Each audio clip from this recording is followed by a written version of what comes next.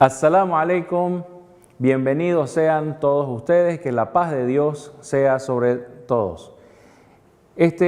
Su programa La Voz del Islam les da la bienvenida para tratar sobre un tema que causa mucha controversia, especialmente en estos tiempos a partir del siglo XX. El tema que vamos a tratar a través de esta serie de programas inicialmente es la Sharia islámica.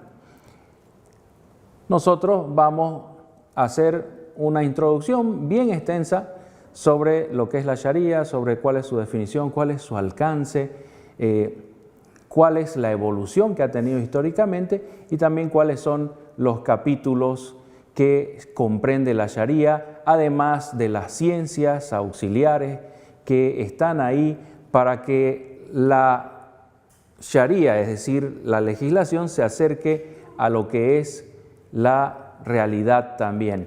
Pero empezaremos también dándole la bienvenida al profesor Israel, que se va a encargar de hacernos llegar las preguntas que nos vienen a través de las redes sociales. Assalamu alaikum, bienvenido, profesor Israel. Assalamu alaikum, Sheikh Isa, y assalamu alaikum a nuestra audiencia y bienvenidos al programa. ¿Qué tenemos de preguntas para este programa, profesor? Bueno, Sheikh Isa, tenemos una consulta que viene de nuestros hermanos de nuestro programa, y la primera es la siguiente. Se refiere así: ¿cuáles son los fundamentos del credo de los musulmanes? Muy bien. Esta pregunta, como verán, es muy importante para cualquier persona, para el que ya estaba siguiendo nuestro programa y para los que llegan a último momento. Como dicen, esta pregunta va hacia el espíritu, la esencia del Islam. ¿Cuáles son los fundamentos del credo? O sea, la pregunta hace referencia a las ideas o conceptos que forman parte del credo de un musulmán. En los países de mayoría cristiana, mayoría católica, se conoce el credo como el conjunto de creencias que pueda tener una persona, ¿no es cierto? Entonces, el credo del musulmán se basa en 6 fundamentos o 6 pilares. En algunos libros ustedes lo van a encontrar como los pilares de la fe. Primeramente, tenemos la creencia en un solo Dios, un Dios único, que es el único Señor, es el único legislador, es el único que debe ser adorado. Y aquí hacemos acápite la importancia de la diferencia entre lo que es creer en alguien y lo que es adorarlo, ¿no es cierto? Como segundo fundamento tenemos la creencia en los profetas.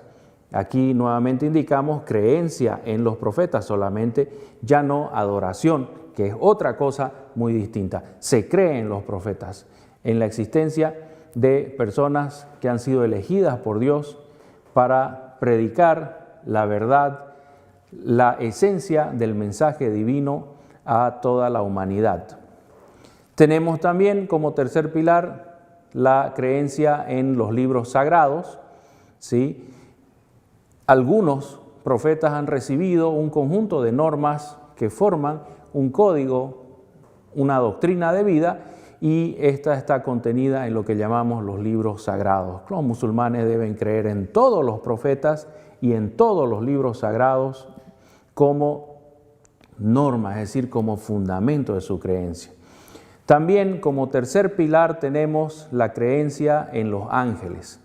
Nuevamente recalcamos, por un lado está la creencia, es decir, creer en su existencia, creer en los atributos principales que los caracterizan, y en otro lado, de manera muy distinta, estaría adorar. Entonces el musulmán cree en la existencia de los ángeles, cree en las características principales de estos ángeles, pero de manera bien tácita y bien clara, así como dijimos con los profetas y con los libros sagrados, no significa que los musulmanes adoren a los ángeles o adoren a los profetas de Dios. Entonces hasta aquí tenemos un Dios tenemos los ángeles, tenemos los profetas, tenemos los libros sagrados. Ahora viene el momento de hablar del quinto pilar o fundamento de la creencia islámica, del credo de los musulmanes, y es la fe en el destino. Este tal vez es un punto complejo. La humanidad hasta el día de hoy no puede resolver de manera clara o de manera satisfactoria para la mayoría de las personas lo que es el destino. Pero los musulmanes tenemos una creencia bien clara, bien definida y satisfactoria respecto a esto. El destino es el conocimiento de Dios de lo que sucederá al ser humano desde que es creado hasta que llega a la vida espiritual. Y también es el poder que tiene Dios para hacer que este destino se haga realidad. Entonces claramente vemos nosotros que Dios conoce o sabe, la palabra más correcta sería sabe, lo que nos sucedió, nos está sucediendo y nos va a suceder a nosotros los seres humanos y a todas las criaturas que pueblan el universo y al universo todo. Y también tiene Dios el poder para hacer que todo esto suceda de la manera que Él lo sabe. Finalmente, como último fundamento, tenemos la creencia en el juicio final. ¿Qué es el juicio final? El juicio final es el momento en que la vida terrena, como nosotros la conocemos, llega a su fin. Va a haber un cataclismo, es decir, va a haber un desastre de alcance cósmico, universal. El planeta Tierra va a ser destruido, dramáticamente destruido, algo tal vez similar o comparable a lo que los cristianos llaman el Apocalipsis. Posteriormente a esto va a sobrevenir la muerte de todos los seres vivientes en la tierra y una posterior resurrección.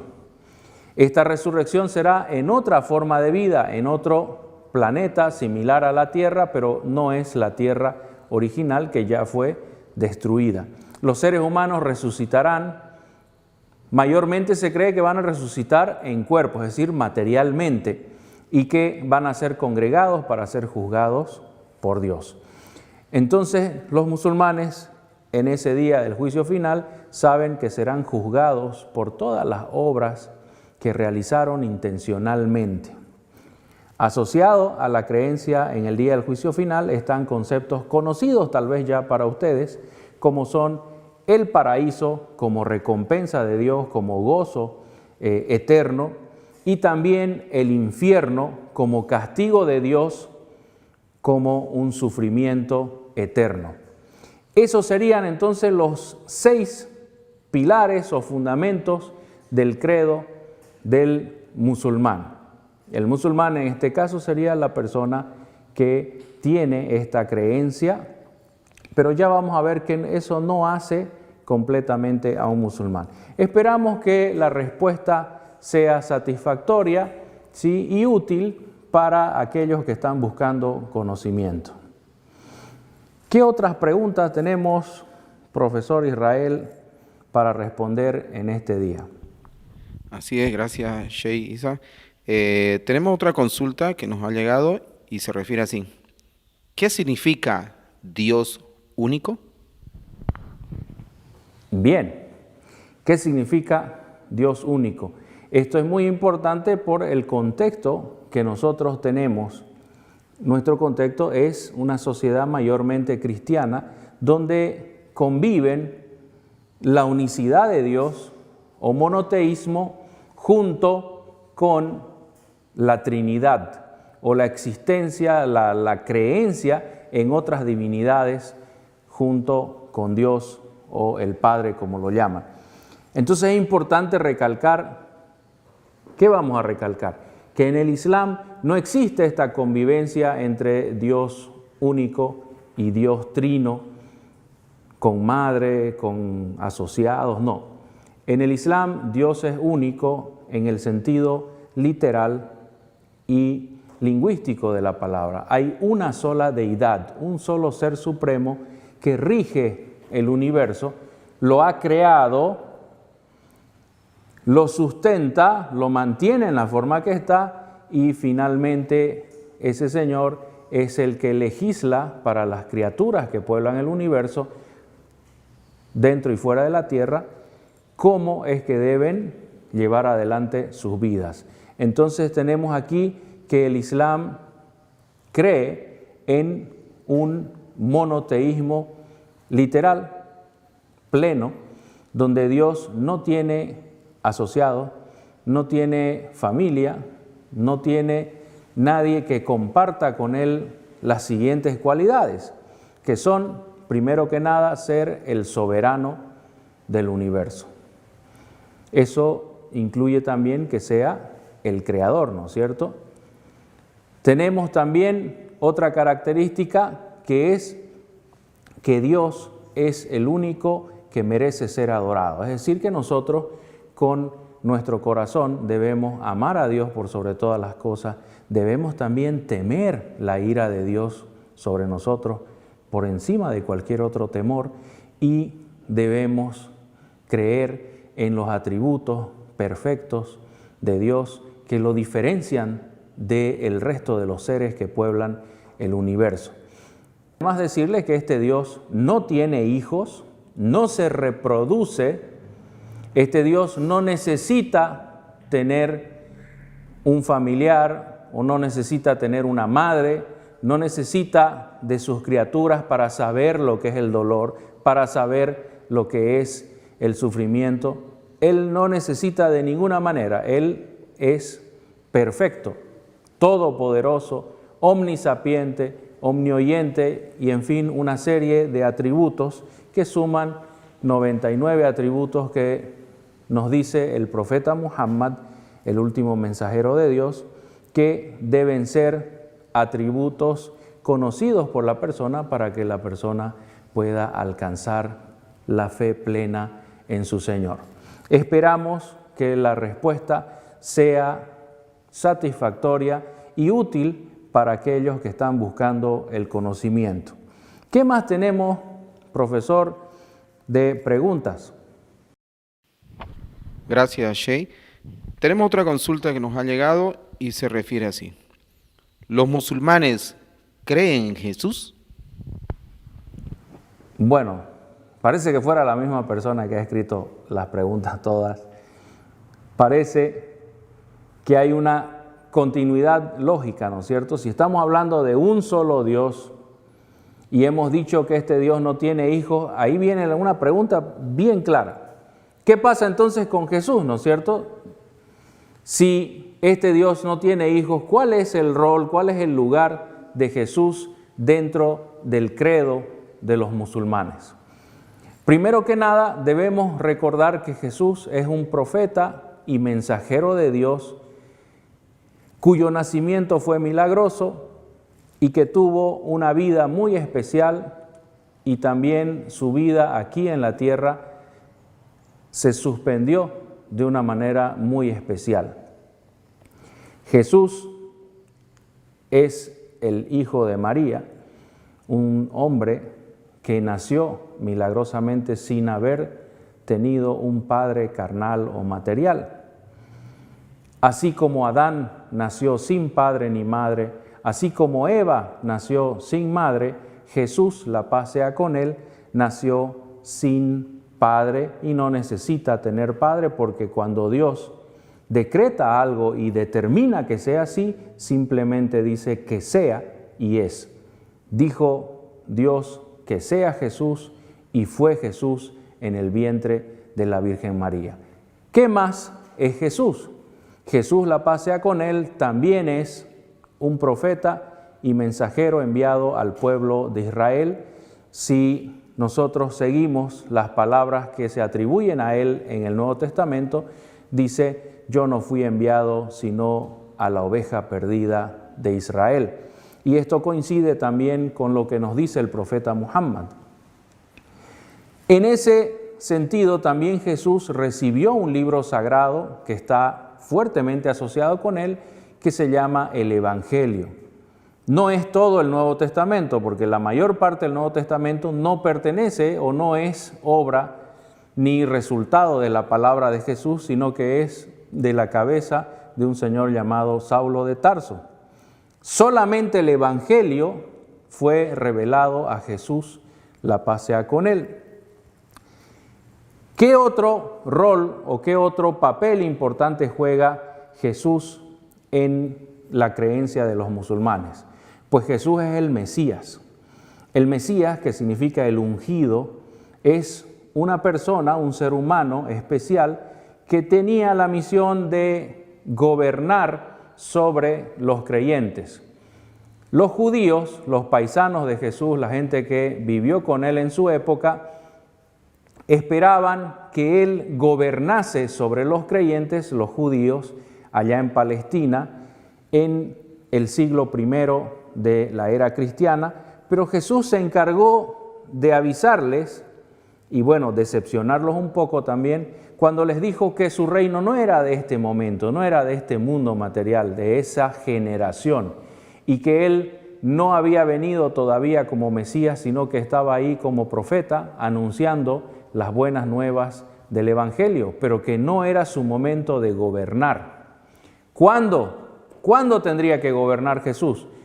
El Sagrado Corán, la última palabra y revelación de Dios, nos dice que Jesús volverá al final de los tiempos, poco antes del Apocalipsis, poco antes del día del juicio final, retornará en vida aquí a la tierra, a la vida terrestre, y entonces combatirá a un ser nefasto y maligno denominado el Anticristo.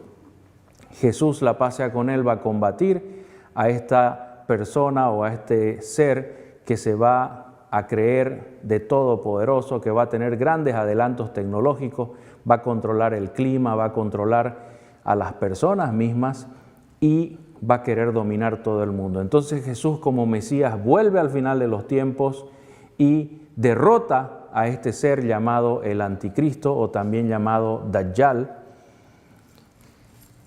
Y recién es cuando le llega su momento de gobernar sobre los creyentes después de salir victorioso sobre el Anticristo. Entonces, como verán ustedes, Jesús, la paz sea con él, es uno de los principales profetas y mensajeros de Dios. Ha tenido varios roles a través de la historia y tendrá todavía más hasta el fin de los tiempos. Pero ninguno de estos roles es de ser Dios. Ninguna de las funciones que Dios asignó a Jesús, la paz sea con él, incluye que la gente lo adore o que la gente le ruegue a él pidiéndole por milagros, por acciones sobrenaturales. Es más, Jesús, dentro de lo que se le atribuye, de lo que resta del Evangelio, está que dijo claramente, yo no muevo ni un dedo si no es con permiso de Dios. O también dijo, yo he venido aquí a la tierra solamente para que ustedes conozcan al Padre que es mayor que yo. Fíjense las palabras, ¿no? Al Padre, es decir, Dios, el Creador, que es mayor que yo. Jesús muestra claramente que Dios es mayor que Él. Y claro, el Dios Creador es mucho mayor que un hombre que aunque haya nacido milagrosamente, solamente es un ser humano. Entonces, esperamos que esta respuesta sea satisfactoria y útil también para la persona que está en búsqueda del conocimiento. Gracias, Shay. Tenemos una consulta más y se refiere así. ¿Los musulmanes creen en la Virgen? Buena pregunta también. En este caso es muy importante para aquellas personas que tienen la fe católica, ¿no es cierto? Aquel que nos haya escuchado decir que hay un solo Dios, que no forma parte de una Trinidad, que no es Jesucristo, que no tiene hijos ni asociados, racionalmente y lógicamente va a tener la pregunta que nos acaba de mencionar usted, profesor. ¿Creen los musulmanes en la Virgen María? La respuesta de principio es sí. Claro que nosotros los musulmanes creemos en la Virgen María y la consideramos la mejor entre todas las mujeres. Sin embargo, creer en la Virgen María no significa que nosotros le demos características divinas de diosa a la Virgen María. Creemos que dio a luz a Jesús, la paz sea con él, sin la participación de un hombre, es decir, en un estado de virginidad, ella se embaraza y da a luz a un niño, a un ser humano milagroso, como es Jesús, la paz sea con él, y el título más honroso con el cual se refieren a Jesús es como Jesús, el Hijo de María. Pero esto de ninguna manera, recalco aquí, de ninguna manera significa que los musulmanes vayan a estarle rezando a la Virgen, porque ella no hace milagros, tampoco Jesús hace los milagros, sino que es Dios el que hace los milagros y utiliza diferentes medios materiales porque el milagro se expresa en el mundo material. Entonces, nuestra fe en la existencia de la Virgen María, nuestra fe en su concepción virginal, nuestra fe en su cuidado y enseñanza al profeta Jesús, no es adoración, no le pedimos a ella ningún milagro, no le rogamos a ella que interceda por los seres humanos, porque no es ese el rol que Dios le ha asignado a la Virgen María, la mejor entre todas las mujeres. Entonces, como verán, en este programa de hoy hemos tenido cosas bien importantes. Hemos visto los fundamentos del Islam dentro del credo, es decir, cuáles son las ideas básicas de la creencia de los musulmanes, pero también hemos visto una cosa muy importante. Me gustaría que ustedes mediten sobre esto. La creencia en alguien, la fe que podamos tener nosotros en la existencia de alguien, en su rol sobrenatural y espiritual en nuestras vidas, no significa que nosotros debamos adorar a esta persona. Creer en alguien es una cosa, adorarlo, amándolo, temiéndole, poniendo nuestras esperanzas en él, esperando su ayuda por encima de cualquier otra ayuda que vaya a venir, esa característica, esa forma de comportarse que llamamos adoración, solamente se la podemos dirigir a Dios. Allah, Elohim, Yahvé, cualquiera de los nombres que usted quiera usar está bien, siempre y cuando usted se dé cuenta que la fe en los profetas, en los libros sagrados, la fe en la Virgen María no lo pueden llevar al ser humano a adorar a ningún profeta ni a la Virgen, así como se debe adorar a Dios. Dios es el único que merece ser adorado. Muy bien, una vez dicho esto, no sé cómo estamos con el tiempo, pero veamos si queda alguna otra pregunta, profesor. ¿Nos han llegado más preguntas para el día de hoy? Gracias, Sheikh. No, esas son las consultas del día de hoy y agradecerle a toda la comunidad que nos hizo llegar sus consultas. Gracias. Muy bien, nos despedimos entonces. Muchas gracias, profesor. Que Dios le recompense su colaboración y a ustedes que nos están viendo, que nos están escuchando, recuerden, 6 pilares o fundamentos tiene la fe de los musulmanes y los musulmanes diferencian claramente entre lo que es creer en alguien, tener fe, darle credibilidad a alguien y lo que es adorarlo. Son dos cosas muy distintas. Se cree en varias personas. Usted le cree a su amigo cuando le dice, préstame 10 pesos, te los voy a devolver. Tiene fe en él, pero usted solo adora a Dios, su creador, su Señor, su soberano, ¿sí? Esto es la voz del Islam. En el día de hoy les agradecemos mucho su participación, estar siguiendo su programa y esperamos tenerlo en una próxima ocasión. Assalamu alaikum, que la paz de Dios sea con todos ustedes.